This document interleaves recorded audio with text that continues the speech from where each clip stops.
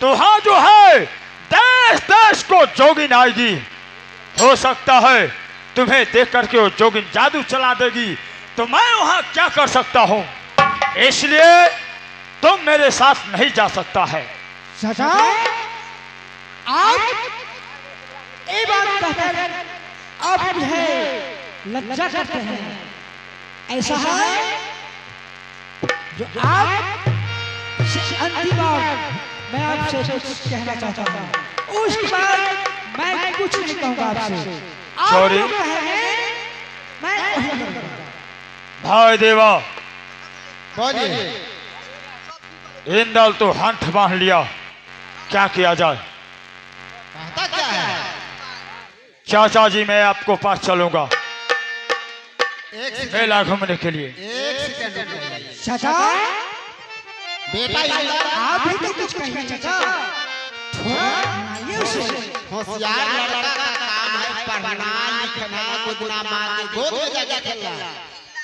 वो तो बताते हैं ऐसे होगा वैसे होगा, कुछ नहीं होगा। उसका कुछ बात नहीं है। तुम होशियार लड़का हो, पढ़ने लिखने हो, तुम अपनी जाके माँ के गोद में खेलो। आप तो धरना धैर्य जब हो चाचा, होना करल हवा में। आप बेटा हो कहली चाचा आज हो तोहार। आप धर तू धैर्य जब हो चाचा हो आज हवा में।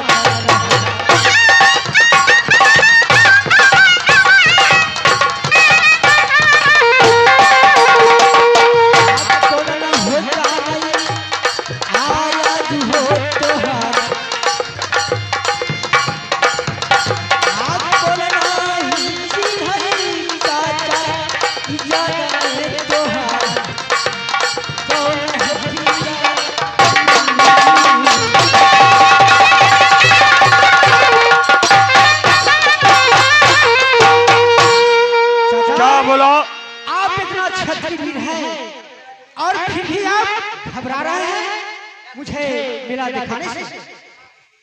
हाँ, घबराने का बात नहीं है, लेकिन मेरे पास एक मजबूरी है। जोड़ी भाई देवो, इंदल तो हंठ बांध दिया, क्या किया जाएगा? यदि बांध दिया है तो ये आपका ये पुत्र है नहीं। नहीं जोड़ी, हम आप यदि ले जाते हैं तो मंगनी में फंस जाएंगे। इससे अच्छा हो कि भैया अल्लाह के हाथ इसे छड़ा दिया जाए। ठीक कहा जोड़ी, क्योंकि मेरा पुत्र नहीं है जो मैं अपनी मर्जी से मेला ले जाऊंगा। हाँ। अगर भैया का मर्जी होगा तो इंदल को मेरे हाथ लगा देगा, मैं इसे मेला ले जाऊंगा। हाँ। ठीक है इंदल? हाँ चाचा। तुम्हें मेला चलना है? हाँ चाचा। तो ठीक है, चलो। ठीक है चलो।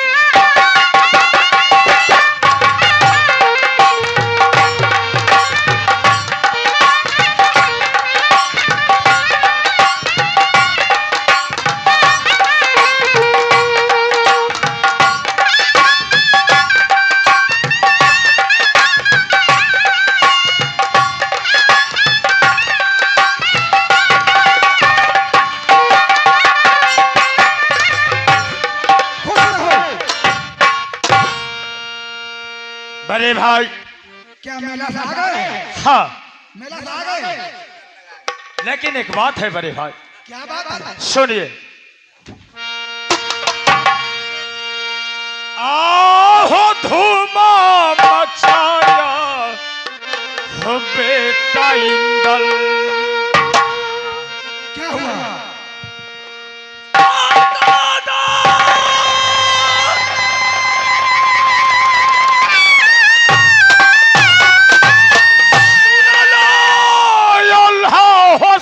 दादा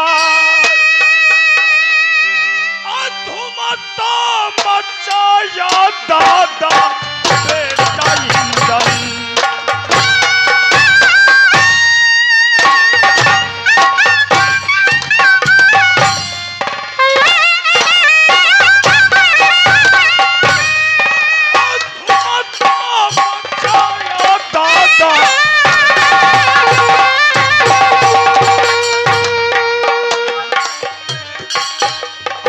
दादा सुनला अल्लाह सरदा।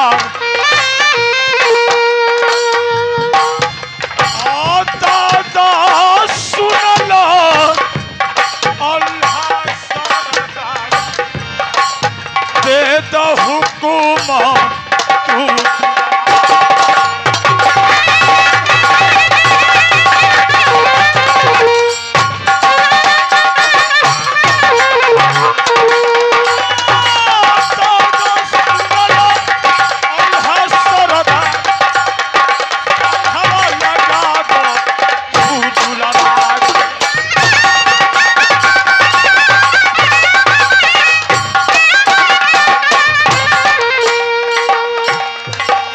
काशी जी के मेलवा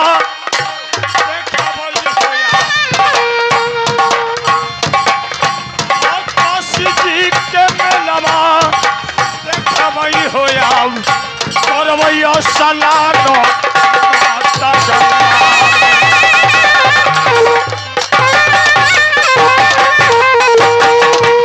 अरे भाई, हम लोग मेला जा रहा था, बेटा इंदल जाकर के धूम बचा दिया है। इसलिए मैं आपसे इजाजत मांगने के लिए आए हैं। हाँ भैया। आप इंदल को ऑर्डर दे दीजिए, हम लोग मेला ले जाएंगे। हाँ, तुम लोग आपस में तीनों से क्या बात कर लिया है? ना भैया, इसलिए आपको मेला जाना है तो आप खुद ही जा सकते हो। मेरा बेटा इंदल नहीं जा सकता है। भैया आप तो सही बात बोले, क्योंकि आपका लड़का है, उस पर मेरा कोई अधिकार नहीं है। ये बात तो सच है। लेकिन बड़े भाई, मेला जो है लड़के बच्चा के लिए है। क्या लड़का बच्चा फिर तो बकवास कर रहा है? अरे वह धक्का फसाद होगा, तो अपना देश संभालोगे, बच्चा को संभालोगे। ठीक है भैया, वो आपका लड़का है, आपका मर्जी। मैं कहता हूँ आप जा सकते हो, मेरा लड़का नहीं जाएगा। नहीं जाएगा, नहीं जाएगा।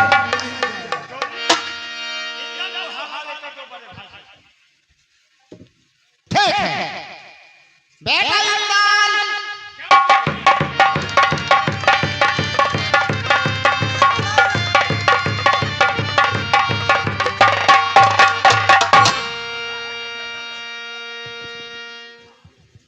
क्या है चाचा?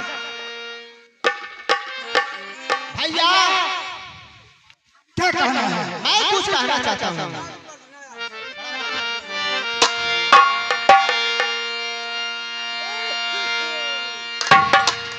बेटा इंदल, मैं तुम्हें मेला ले जाऊंगा। आप भैया हो सुनला, अल्लाह हो सारदार,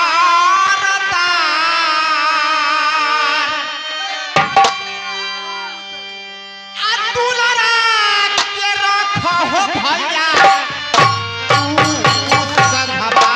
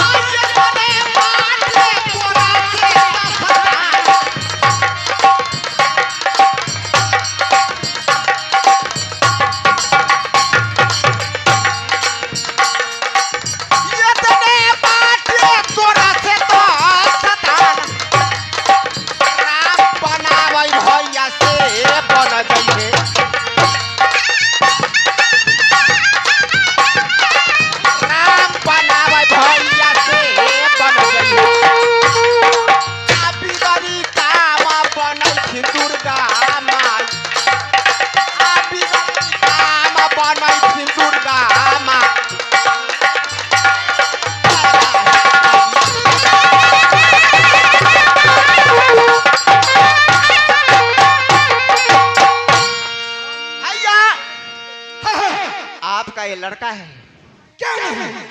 इसमें मेरा कोई हक नहीं है। कोई नहीं। आप इस लड़का को थमिए, मैं चलता हूँ। ठीक है। क्योंकि बेटा इन पर मेरा कोई अधिकार नहीं है, बड़े भाई का अधिकार है। इंद्र को हवाले कर दो।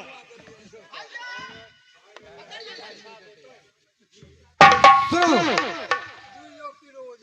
अभी जो है अभी बच्चा है, अभी मेला घूमने लायक नहीं है। बड़े भाई लिखो और प्रतिमान बनो। इंद्र हेलो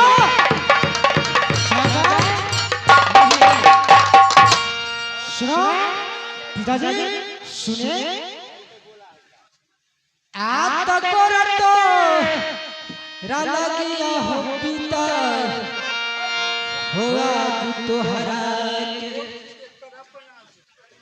आप पिताजी सुनो तू राजा हमार आज बना हुकुम या पिता हो या तुम्हारा।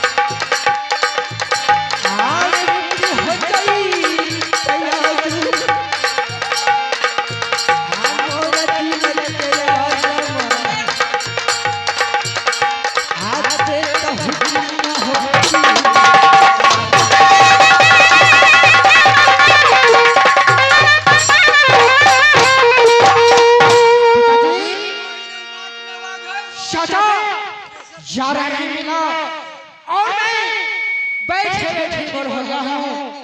पूरे संसार का बच्चा मेला देखता है और मैं क्यों नहीं देख सकता हूँ? नहीं नहीं, इसलिए तुम मेला घूमने लायक नहीं हो, इसलिए मेला नहीं जा सकते हो। अब जुआन जहान हो गए दरबार जी, इसको समझाओ, इसलिए ये मेला घूमने लायक नहीं है। ऐसा है और मेला में झंझट होता है। पिताजी, ठीक है, अच्छी ढंग से समझा दो। मालिक मानी हाना चले के है तो चले के मैं नहीं मान सकता। ओ मालिक इ लड़का बच्चा हुकुम ना देवे के है तो ना देवे के। हां माने के नो है कभी नहीं। पिताजी सुनिए, आपका मैं बात कभी नहीं काटा हूँ, इसलिए नहीं आप मेरे पिताजी हैं, लेकिन आज मैं आपको बात काट सकता हूँ। नहीं नहीं, मैं कहता हूँ जो नहीं जाना है। आता क्या तनो आप बुझाई हो पिताजी हो या जिंदा लगे। आप पिताजी सुन लो, तुम्हारा चाहो आगे तनो समझाई हो पिता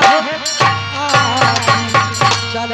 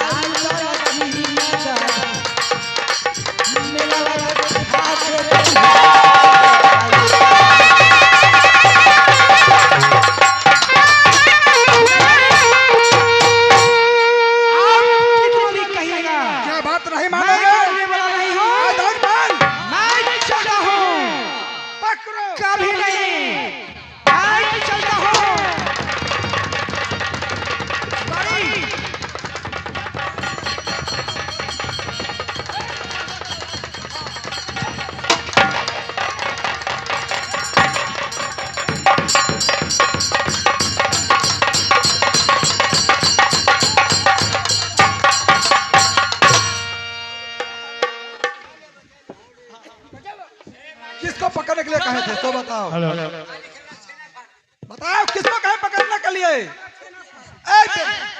छेरा फाड़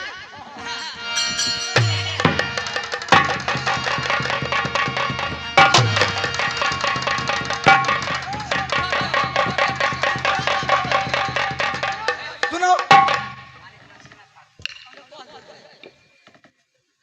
कहा बांधने के लिए लड़का को तो बांध लिया हमको।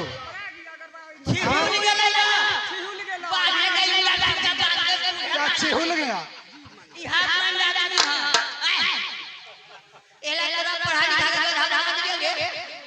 अच्छा ठीक है, आपका भी काम था उसमें, आपका भी हाथ है, इसलिए ऐसा किया है। ठीक है, समझ लो आगे क्या होगा से मैं चलता हूं।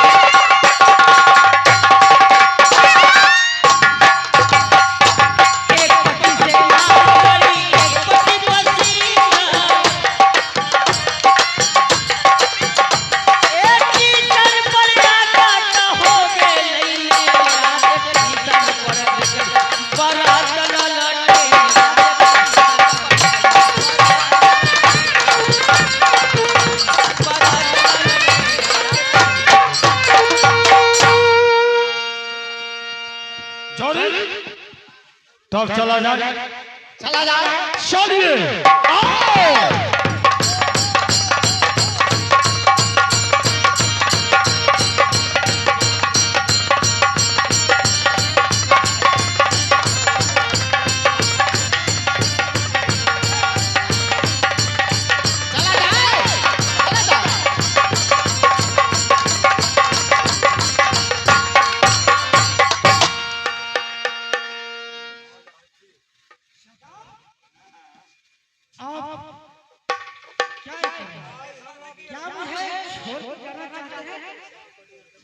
अरे पागल,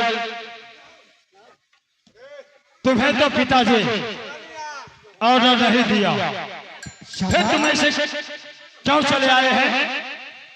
ऐसा है चाचा, जो मैं पिताजी से आदेश लेकर आया हूँ और मैं आपके पीछे।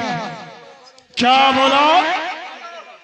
तुम अपने पिता से ऑर्डर लेकर के आया है? हाँ चाचा। इंदौर, तुम नहीं जानते हो मैंने तुम्हारे पिता को कितना समझाया, ऑर्डर नहीं दिया, और तुम्हें कैसा ऑर्डर मिल गया है? चाचा सुनिए,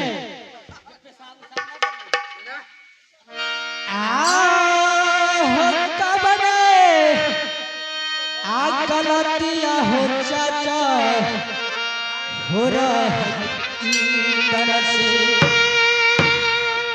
चाचा कौन नहीं शकल क्या है जो आप मुझे मेरा देखने से इनकार हो रहा है?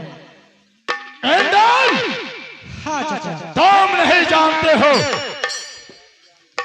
मैंने तुम्हारे पिता को कितना समझाया, लेकिन एक बार ऑर्डर नहीं दिया।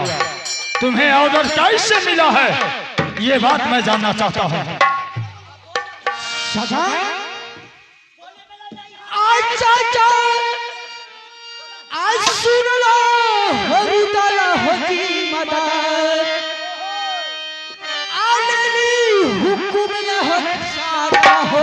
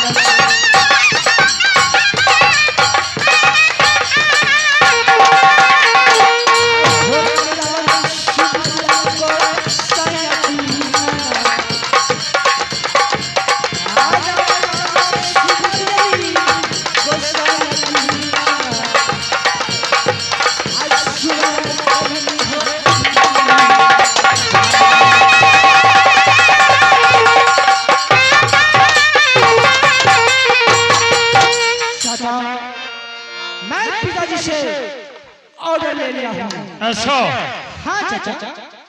लेकिन इंदौल, मैंने तुम्हारे पिता से इतना अर्जी किया, ऑर्डर नहीं मिला, लेकिन हमें विश्वास नहीं है। लेकिन तुम बोल रहा है तो ठीक है,